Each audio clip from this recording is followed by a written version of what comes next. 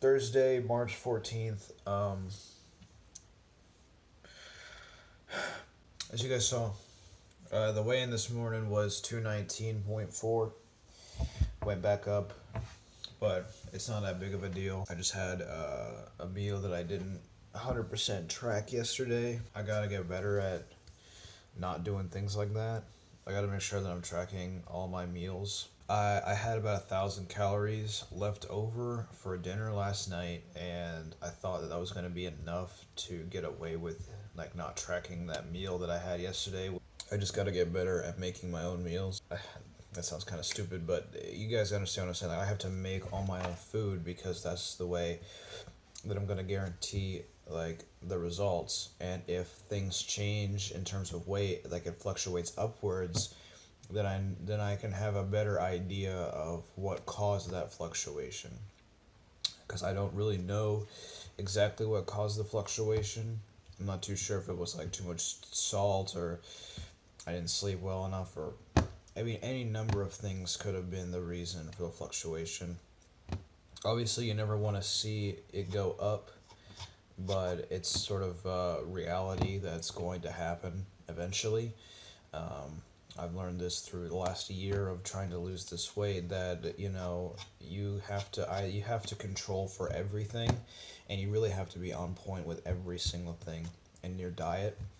And even if you are, external factors like sleep and stress, and even if you get sick or whatever, that can all affect weight loss. So the most important thing for me is to maintain control of my diet, because the second I start having too many meals where I don't track them, or I deviate off course in terms of going over my calories, going over my macros, especially with carbs and fat, that when that happens, I tend to derail. And once you derail one time, it can screw you up for a long, long time, at least a week sometimes, if you don't immediately get back in control. And that's just what I'm gonna do. I'm gonna make sure that I track every single thing I put in my mouth. I have to keep control. The problem is gonna be when inevitably my family wants to go out for dinner or to go see a movie or something. That is when it all goes to shit. I really wish that I knew specifically what the schedule was going to be just as soon as the day starts. Obviously, when you live with other people, you can't really, adequately prepare for that. Sometimes things are spontaneous and you just got to deal with it. But if I know what's going on, I can prepare adequately. So if we're going out to a movie, that usually means we're probably going to go out for dinner, which means that I basically have to fast all day because I literally cannot control any calories that I put in, even if I try to get the healthiest thing on the menu, which oftentimes I try to. And I know nobody wants to do that. That's why I avoid going out, period, because I'd rather stay at home and eat, my poverty Alfredo, versus going out and, wanting to slam a cheeseburger and, like, having that internal struggle in my head, being like, you can't slam this cheeseburger. And it's like, well, why am I here if I can't eat what I want? It's like, because you have goals. And it's like, but this is so stupid. And so I try to avoid that situation altogether by not going out. I'm not as disappointed as as I originally was when I first saw it. Like after sort of getting some time to sort of just calm down a little bit, I'm not feeling like super upset about it at this point in time. It is upsetting to go up. It's never something you want to do, especially when it's something like this, and especially when you know exactly what it was that contributed to it, or at least have a good idea. And it's just something that you gotta remember, like, or that I have to remember, is that you gotta track every single thing you put in your mouth. Because the key to solid weight loss is a consistent caloric deficit. And if you don't have the control And I'm not talking about willpower, that's a whole different thing. I'm talking about controlling your diet. Like, if you don't have the ability, or you don't have the, like I said, I'm trying to think of a better word that describes what I'm trying to say, but if you don't control your diet in terms of somebody else is making you food, or there's something over there that you really want that you haven't planned for, or that you can't plan for, then that it makes it just so impossible, and you're just gonna go, you're gonna fluctuate. You could still be in a deficit, but you're gonna fluctuate a lot, and it's just gonna be frustrating. And that's why the weight loss stagnated so much over the last year, is because I just didn't have that control. I have always felt like this dichotomy of being like, it's disrespectful to not eat what's made for your consumption. I always feel like it's super, super disrespectful to have them make me food and me just be like, I can't eat that because I don't know what's in it. I have told them, like, don't cook me anything, but they still do. I have to sort of rationalize it in my head, because otherwise I'm planning my whole day for dinner. And especially if it's a very low calorie dinner, which sometimes it is. Sometimes it's like rice and fish, and I don't eat that much rice, so it's mostly fish or some shrimp, or maybe like some chicken and potatoes or something like that. Like, if it's very like low calorie, like not calorically dense, then I'm going to bed eating only like 1700 calories. And that's just, that leaves me in the morning. I wake up and I'm fucking starving. But anyway, so that's sort of the thing that's going through my mind right now. I am disappointed. Obviously, you never want to see the scale go up, especially because I think it's too early to see those kind of fluctuations. Like, if we were deeper into the cut and I was closer to, say, 200 pounds, I could see fluctuations happening a bit more often, and I'm not going to get super upset about those. Again, you always want to see a downward trend, and we are less than we were at the beginning of this week, so that's still good. But at the same time, yesterday I was 218.4. Today I'm 219 point something. I was hoping for a 217 today, but sadly that didn't happen, obviously. And again, like I said yesterday, if I end the week at 218, I'm still on track, because, we're looking for 2 pounds a week right now. And if I can get that consistently going through this cut, I'll finish it by September. However, I know for a fact that when I start getting towards the lower end of this cut, start getting to like 200, 190, that weight loss is going to slow, slow, slow, slow. And if I don't want to drop my calories, which I absolutely do not, because 2000 is fine, I could swing 18, but anything less than that, I don't know. So, anyway, as usual, I talk way too much. Here's a bit of a modification that I made to a previous modification. I have 2 exams that I gotta take in the next 2 weeks. I'm gonna need time to study.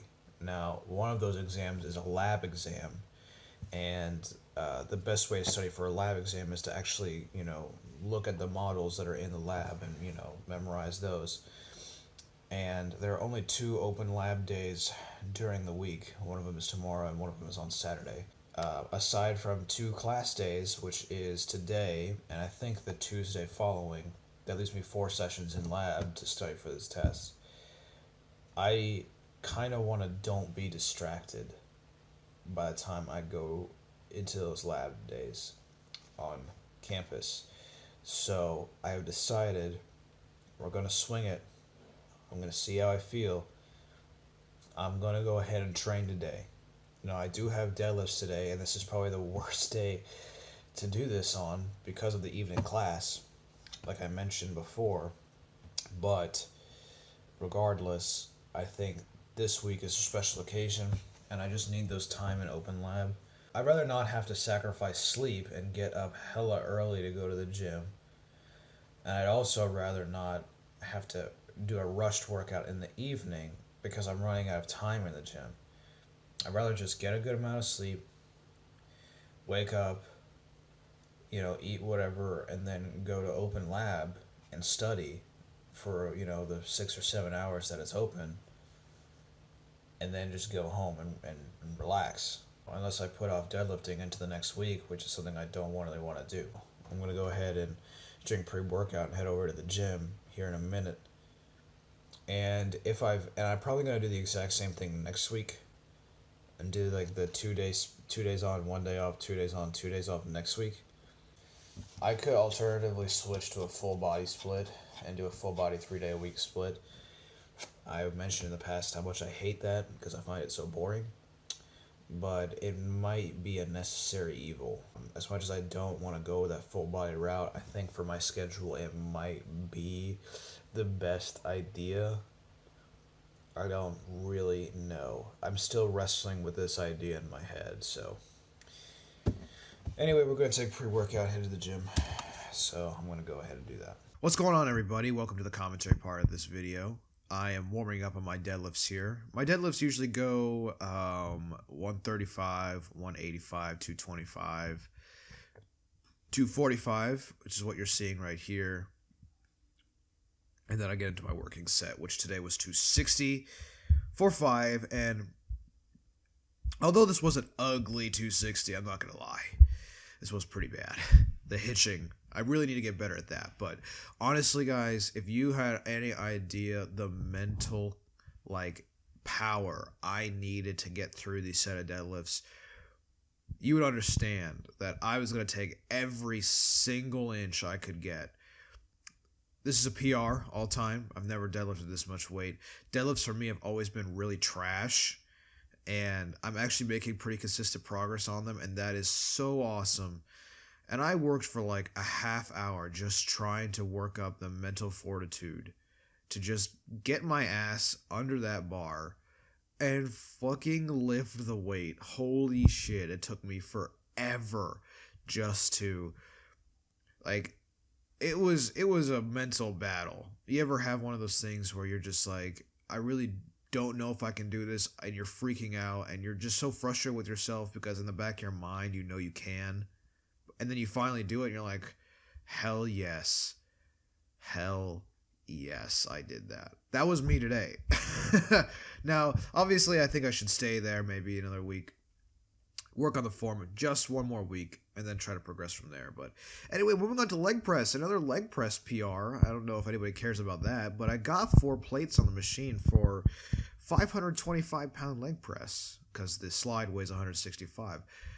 That's pretty cool. 4 plates on the leg press. I know it's really not that strong, but I'm happy with that. That's over 500-pound leg press, so I'm cool with that.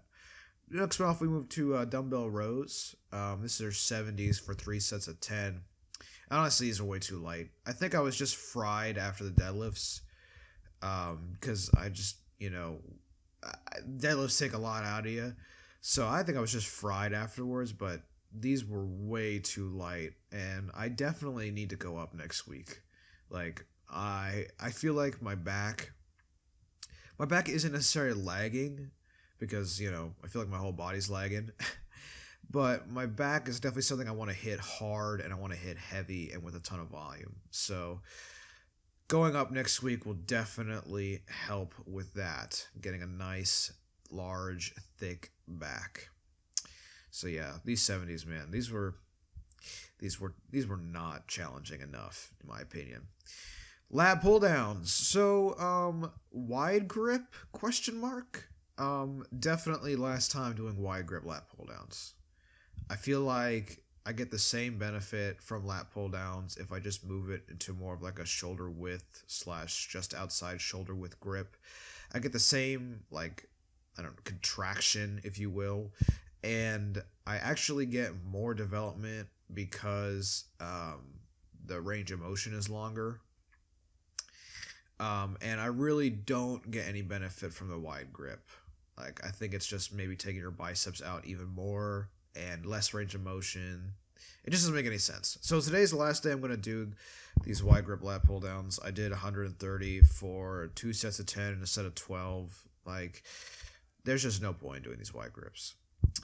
Update on my knee, which is why I'm doing goblet squats today. Still was a little bit iffy. I wasn't like, oh my god, it hurts, because obviously I got through deadlifts just fine, but I decided not to do leg extensions today and decided to do some light goblet squats. Now, these are very light, and honestly, should have gone heavier again. But these are just the 50-pound dumbbells. I did a set of 8 and a set of 12. I don't know which one this is, I'm sorry. But we finished off the workout with some lying leg extension, or lying leg curls. I did 135 for 12, and that was heavy as hell. So I decided to go to 130 and just do a set of 15, get those reps in. I actually had wanted to do 130 to begin with, and accidentally didn't switch the peg off the 5, which was my bad. But yeah, I'm really happy about the deadlift. I'm hoping that goes up, and I just wish the same could be said for my squat. So thank you guys for listening, and I'll talk to you guys later.